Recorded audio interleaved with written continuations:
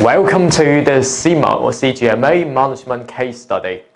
So the latest preseen for November 2024 and the February 2025 sitting is called Shinyglas Company. Now what I would do, in our preseen application I've prepared you approximately 199 pages of a preseen application note.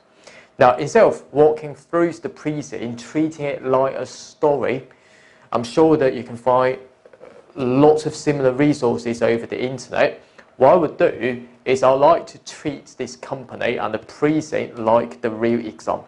So this is why what I would do is that firstly, I would like to go through in depth for each of the core activity required by the CIMA's examiner, and that's very, very important there, because a lot of students may ask a question that, do I need to go back to cover all the E2, P2 and F2 study materials?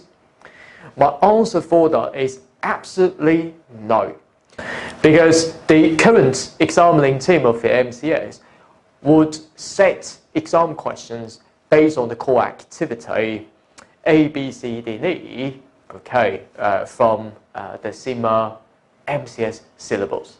So this is what I want you to do is that firstly, I would like to cover the core activity area A to evaluate opportunities to add value to the Shinyglas company. Before dipping into the core activity B is to implement senior management decisions for the Shinyglas company and to manage performance, measuring performance and managing internal as well as the external stakeholders related to the Shinyglas company. Now, of course, that we know that the MCS exam will contain 6 variants. So, for example, I've taken from the past exam questions from the February 2024. As you can see, that the exam variant from variant 1 to 6 with the suggested solution and also the marking guidance there.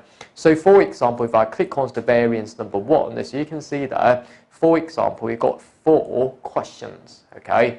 So 3-hour exam and 4 questions. So each question usually will contain 2 to 3 sub-requirements.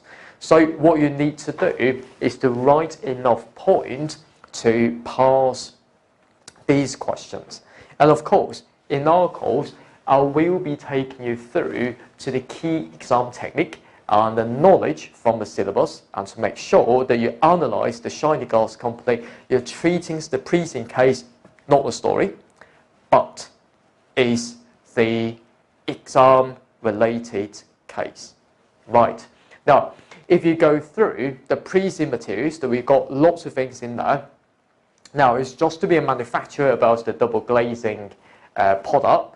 And splitting into, for example, manufacturing, sales, installation, and so on, these functions related to the Shinyglas company. I've also calculated the financial ratios, okay, for the Shinyglas company for you already. Let's firstly have a go at the introduction paragraph. Is that it manufactures the double glazed windows and doors. The business model for the Shinyglas company is to offer tailored solution to their client. So this means that in terms of its pricing, I would say that different clients, their requirements will be different, and therefore the prices that we wish to charge them will be absolutely different there.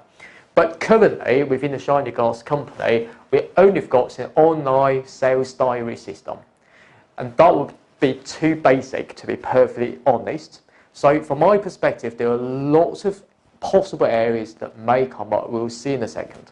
And the currency in this country is $T, and the company is preparing the financial statements under the IFRS.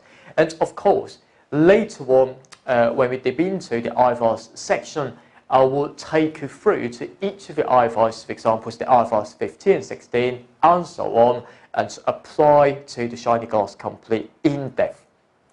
Right, so you are the financial manager, which means you may be required to do quite a lot of things as usual, and reporting to these guys, absolutely fine there. Not very important from my experience because I've been teaching the MCS for many years, okay, since 2016 up to now. I've trained many MCS students to be the prize winners in the past. So this is why, according to my experience, each and every time you see the past preseen, always be like that. No big deal. But the most important things to save you lots of time will be to directly go through each of the core activity before we dip into the exam technique and how we would prepare you to tackle this paper. Right, so I've got, for example, in my preseen application, I've done the summary from the preseen. From my perspective, not very important. Because what we want to do is that when we touch on each of the core activity, we will be linking back to the preseen case, okay, closely, and that will be no problem for that whatsoever. Now let's kick off by looking at core activity area number A. Now, within the core activity number A, there are 5 particular sections required by CIMA. Right, so we are not particularly interested in what will be the SWOT analysis and what will be the Porter's 5 forces for the Shinyglas company, because that will be the outdated style of analysing the case. But more importantly, you will need to understand there will be lots of opportunities that regarding different projects that the Shinyglas company is going to invest. And especially for the digital data sources, we'll touch on that later on. And talking about the pricing strategies, business models, and even the weighted average cost of capital for this business. And of course, according to the CIMA's requirement, you will need to answer the following I can questions, because if you can answer them, you can tackle the upcoming sitting exam. So for example, whether or not you can choose the appropriate capital investment appraisal technique. So in other words, you will need to know the pros and cons, okay, of each of the methods in turn later on. Whether or not you can identify and to use relevant digital data sources, pricing strategies, or which will be the most appropriate to the Shinyglas company, and business models, which would be the most suitable one, and even talking about the ecosystem and explain a bit of the WACC, okay, because that will certainly impact on the share price later on. Now, number 1 then, or section 1. This topic actually came from the CIMA P2 syllabus there. Now, what I want to do is that I want you to have a framework in mind, okay, for the capital investment when we are appraising it. Appraising it, which means that we are forecasting it, okay, to see whether or not the proposed project will be profitable. Now, before we dip into the framework, the first thing I want you to do will be this. There might be different possibilities for the Shinyglas company. So, for example, why not the Shinyglas company on the exam day is going to develop innovative and energy efficient window product. Okay, so that will be a new product to the Shinyglas company. You would say that the product development a bit risky because the risk will be involving in the research and development, or R&D, because after you develop that product, customers may not like it. Marketing, for example, you may be facing lots of competition from the marketplace for similar products.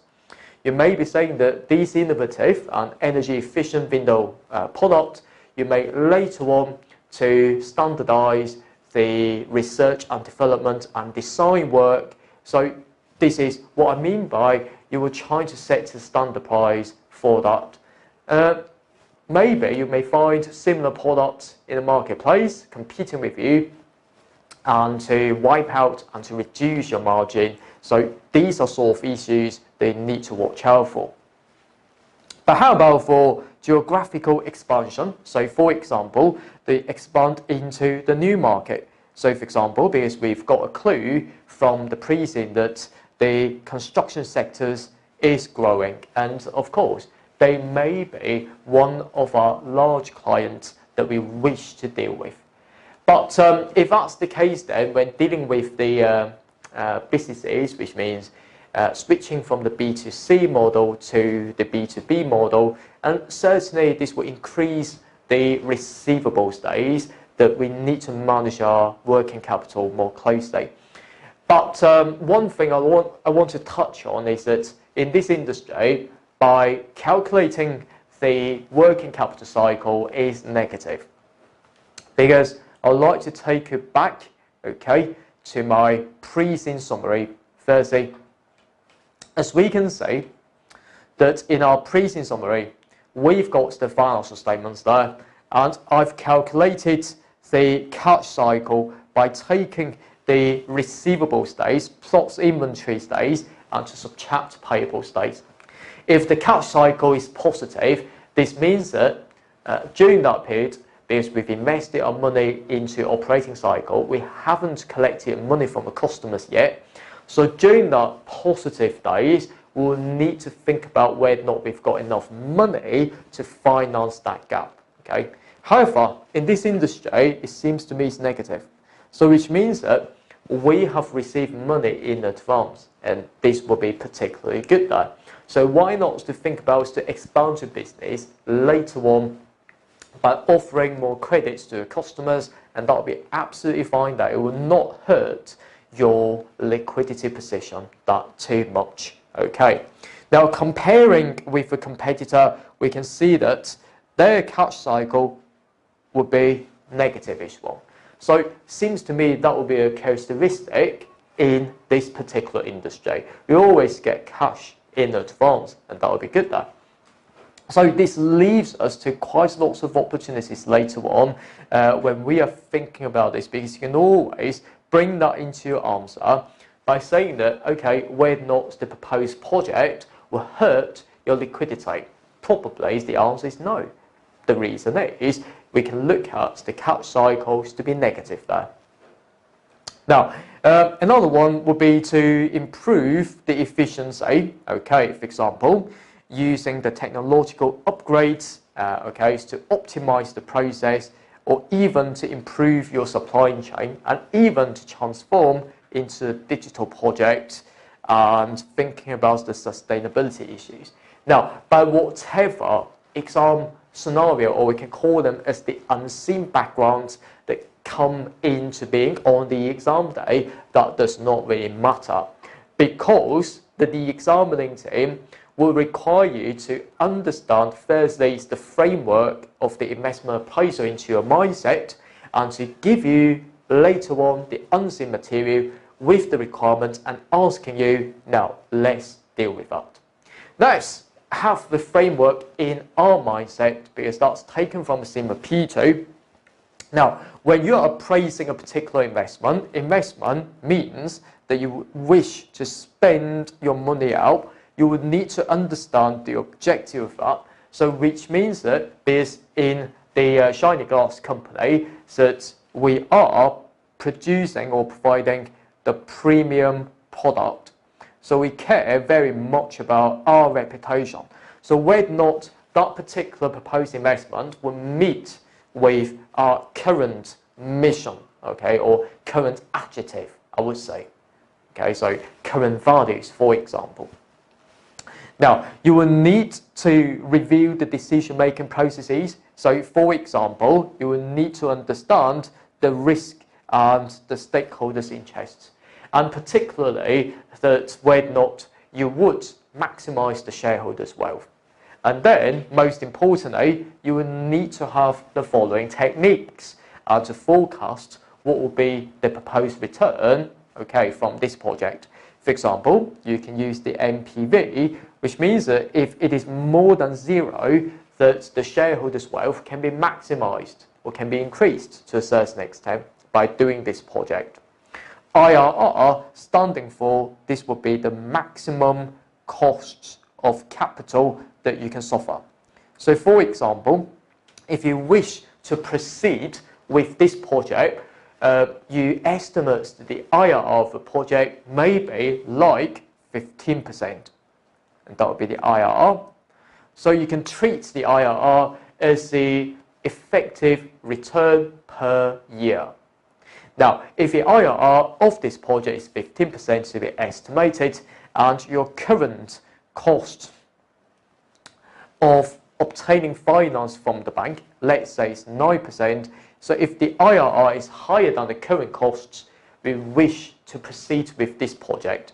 The reason is our wealth or the shareholders' wealth can be increased as a result, because by undertaking that project, that the project NPV will be more than 0.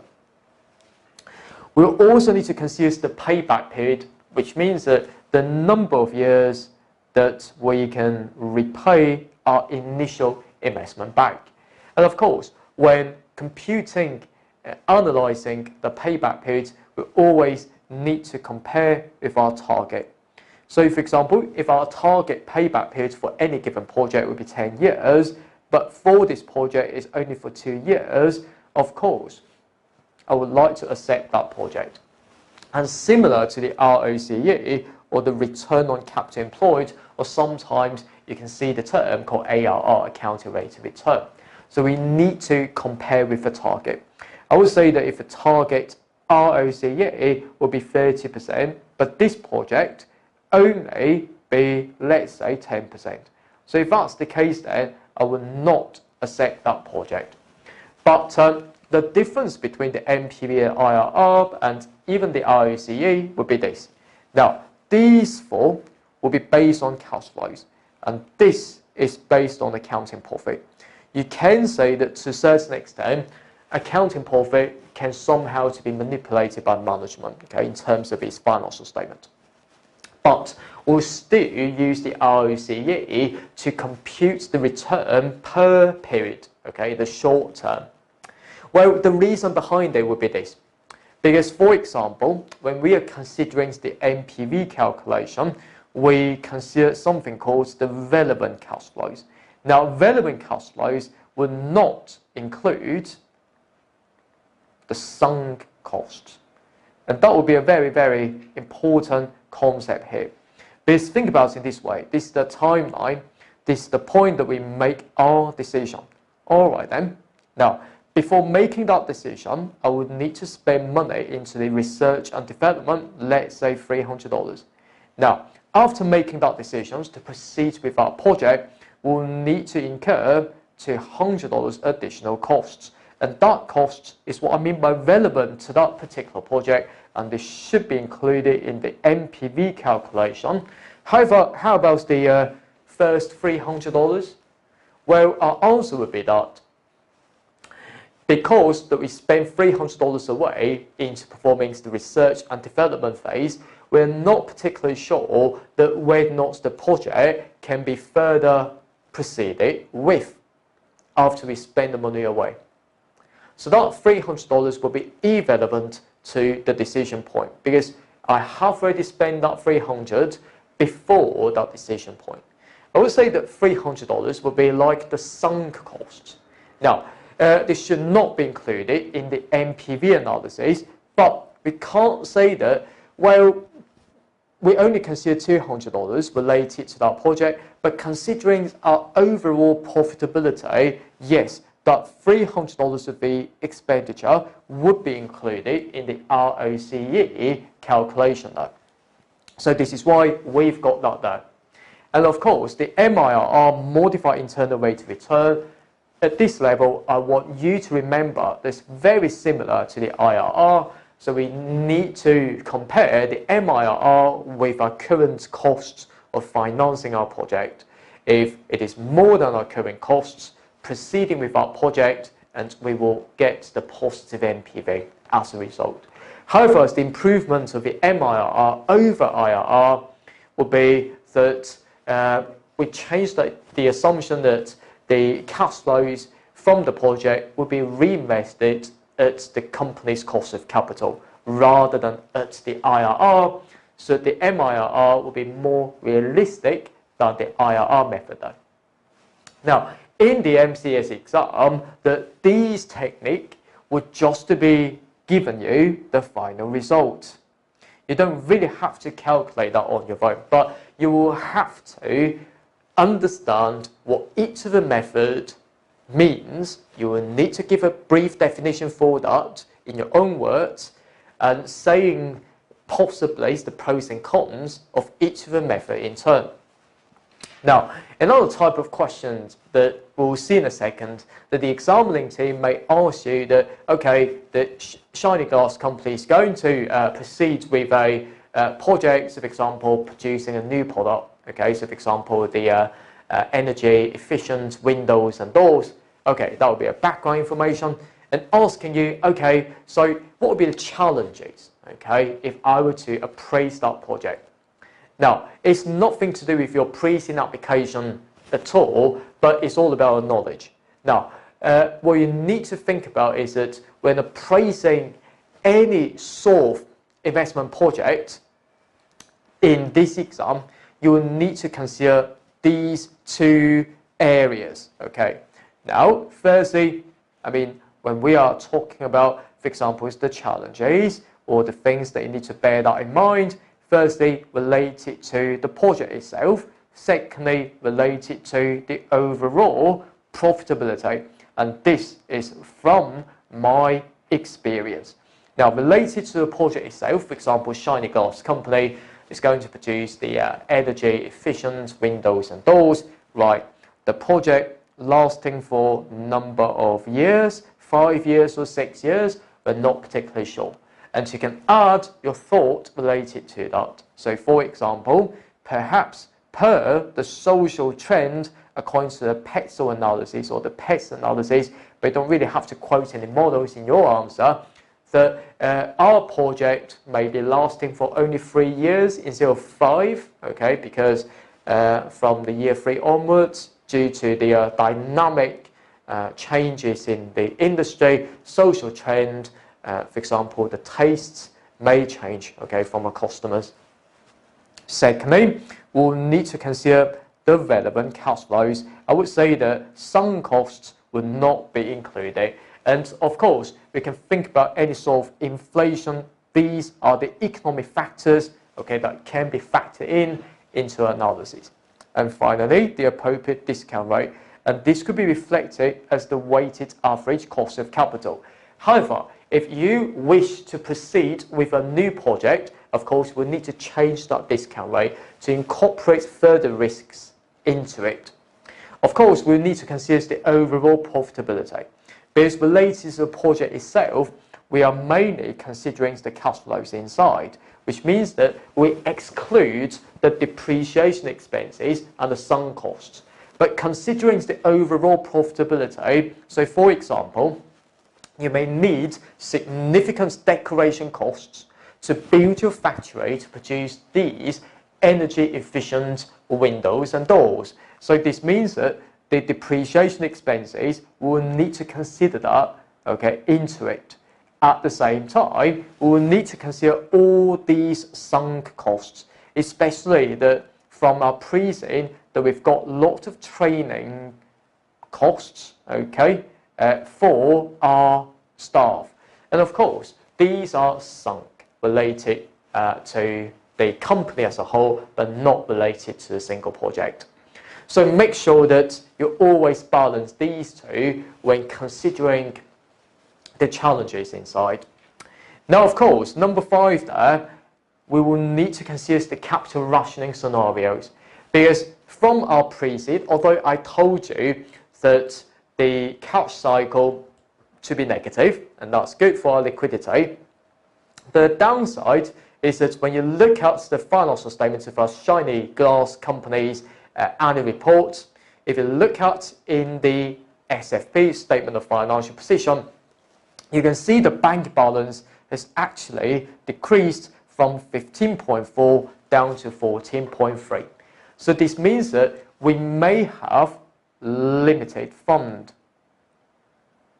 Because if you compare the bank asset with the PP&E, property, plant, equipment, of course, you can see that the bank balance will be quite small there. You haven't got enough cash, to be perfectly honest. So when you are not having enough fund, but you wish to choose the project which will maximize the shareholders' wealth, and This situation we call as the capital rationing problem. So what we need to think about is that we'll need to think about whether or not that project can be divisible or not divisible. It's highly likely that the project can be divisible because, for example, if Shinyglas company is going to implement a particular project, so for example, providing the energy saving windows and doors, that could be in different types.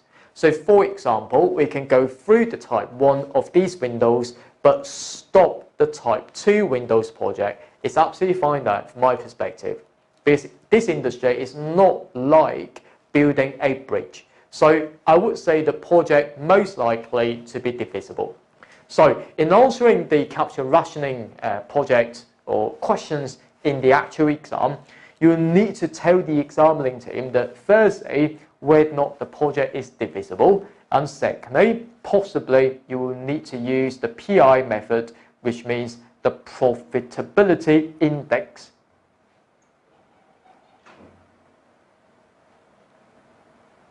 To see which project offers the highest return and to utilize your funds and to maximize the shareholders' wealth. Now, of course, you may need to consider the real options in the investment appraisal. So sometimes that because we are offering these sort of glasses to a lot of clients, not only to the individual customers, but even that we can offer these to, for example, to government or schools. So we may be expanding our business overseas.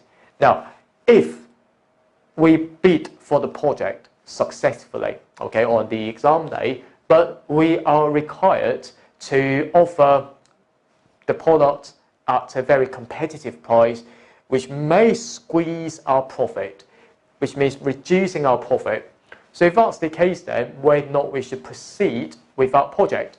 Well, the answer is it really depends. From a financial term, you may not earn sufficient money. However, in the longer term, and this is what I mean by option, you have a choice to expand into the market to provide other products. So always bear that in mind, that not only you need to focus on the current project, but you need to think about the future. Okay, and that's important. And even asset replacement.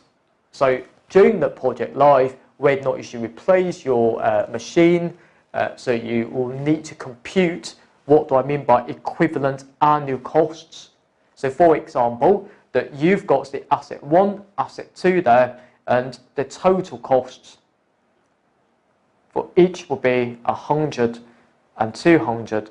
But asset 1 can only be used for 2 years, but asset 2 can be used for 10 years.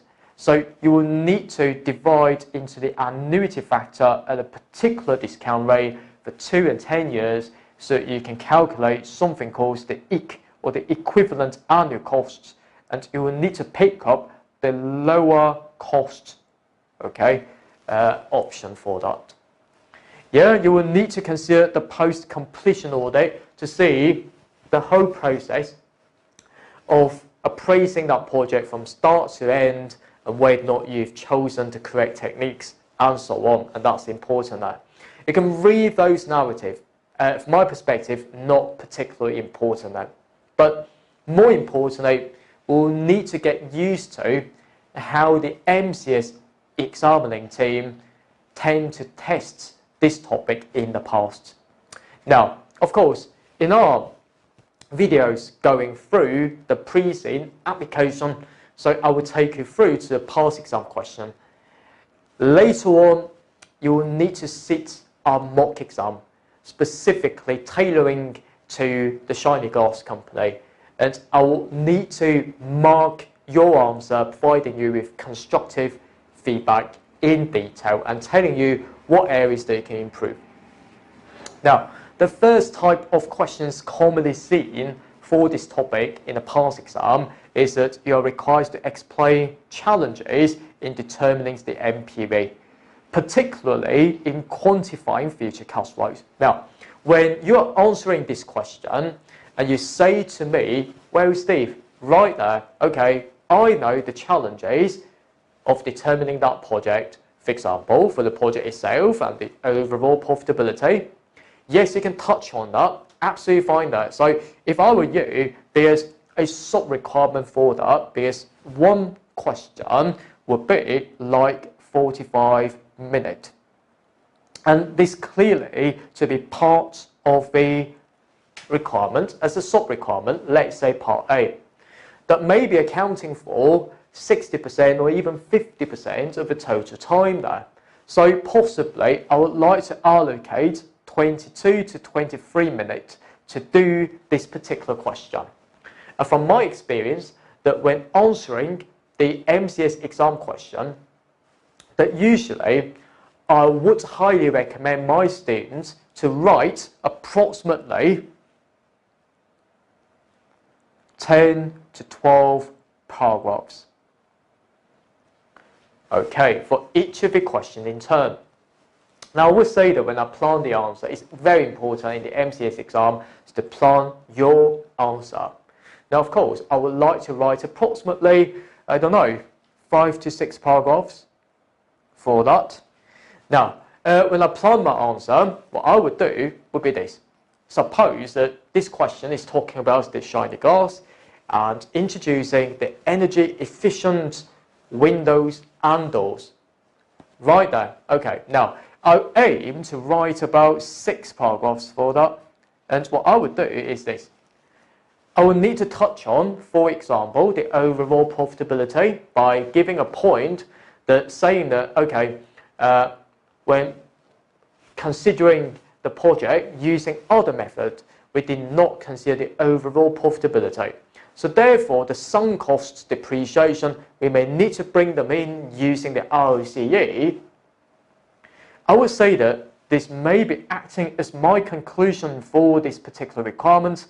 Absolutely fine there. So 1 paragraph for that. So don't forget that the examining team in this question ask you particularly. So this means that the majority of your answer should be focusing on the relevant cash flows, which means that relevant cash flows would be the key there. So I would say that relevant cash flows would usually consist of 2 things. Firstly would be the sales revenue in cash. Secondly is the costs in cash. So what I would do is that I would need to think about the sales revenue. Sales revenue will be equal to the number of customers and times by the selling price. Alright then. Now, what I would do is that the number of customers I can relate back to the fancy name called our market share. Alright. Now, of course, we need to consider the market share of our new product. So what I would do is that I would like to compare with our competitors. Okay. So I would need to take the competitors' information, but more importantly, you will need to benchmark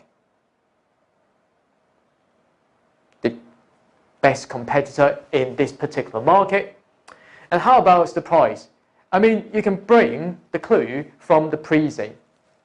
Because from the preseen, as we can see there, the preseen material related to the sales, it seems to me that sales staff can provide approximately 60% discount. Okay, so we've got a sales there. So salespeople authorized to give customers discounts of up to 60% in order to make a sale. So if that's the case, then right there, I would say that why not to consider the sales staff, instead of giving 60% off discount, but in order to keep our profitability, maybe we will need to reduce that discount percentage. Okay. Now, how about for cost then? Well, it could be variable, it could be fixed costs, but you will need to detail them in turn. All right. For example, the salaries that we pay to our admin staff will be fixed costs, the variable costs, such as what materials that you're currently using. And of course, when you are forecasting these, you will need to consider, for example, variable costs. You always bring with the supplier information in. So for example, the relationship with your supplier, whether or not you can claim the bulk discount when buying the raw materials in advance.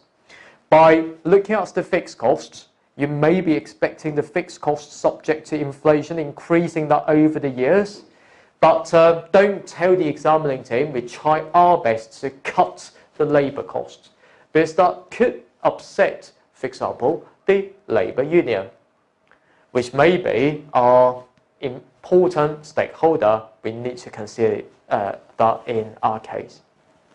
So I would say that if I plan my answer in this way, for each of your point, please be concise and be accurate. You don't really have to quote from the preseen in most of our circumstances, because by using these ways to analyse the preseen, you've integrated the preseen most important information into your mindset, because your final goal is not to tell a story to the examining team. Your final goal is to tackle the exam questions that you are given on the exam day.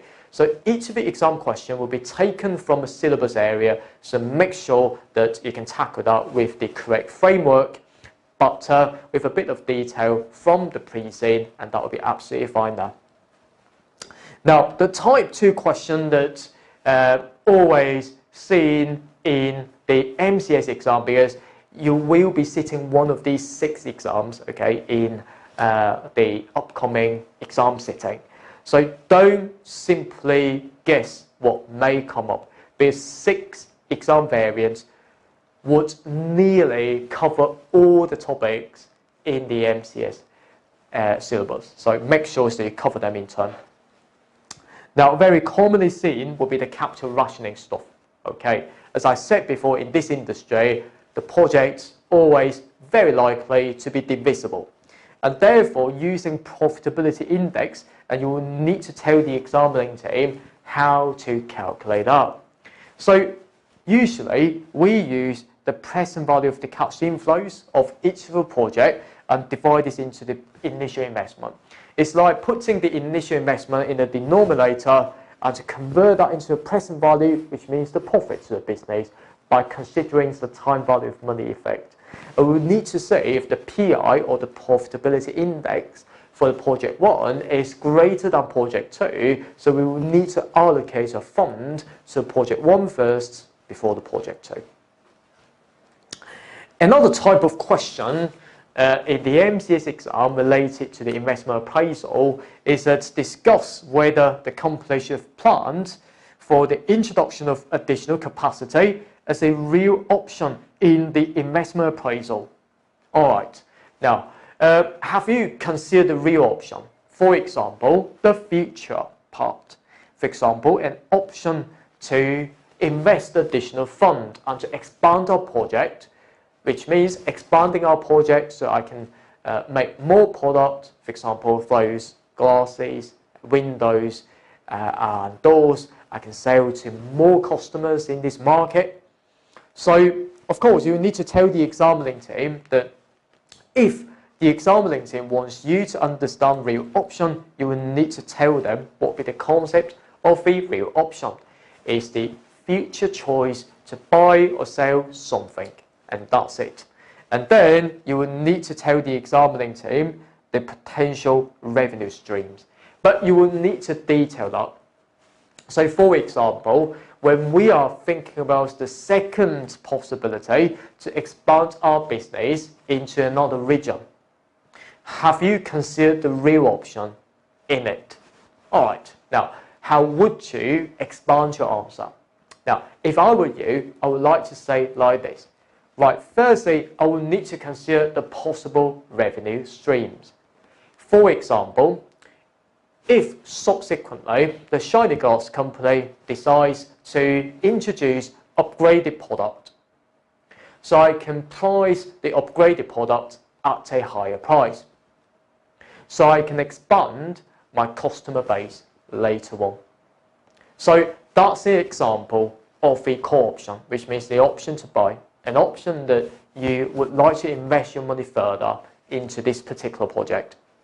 And of course, very importantly, you will need to consider there would be associated variable and fixed costs inside, and so on. You need to consider the competitor, which means the market volatility, and even to perform the risk management. Okay, so for example, that if you were to upgrade your product whether or not you've bought the insurance in the very first place. Now, in your answer, that whether or not we have got 1+1 formulae in our MCS exam, but the answer is no. So each of the students' answer will be quite different. So when I mark the mock exam for the MCS exam, I've seen many students script that their answers will be absolutely different now. But most of them, yes, using my course, they've scored very high because I will always teach my students this. In the MCS exam, everyone is different. But as long as you can justify your answer, which means that you're not telling me about the theory, but you're telling me that, okay, I asked you about the real option. You know the basic step. Firstly, you will need to explain the complicated words, and then dip into that complicated words and apply that to the unseen first, which means the exam scenario or the exam day, before you go back to the preseen. If you follow that approach, you will score relatively high in this paper. Now, before we move on to the next part, which means the section 2, I would like to stop the first recording now for the Shinyglas complete go through. And look forward to seeing you then in the next of our section, where we will be discussing from section 2 onwards, okay, in more detail. I look forward to seeing you then. Bye-bye. APC, accounting for your future.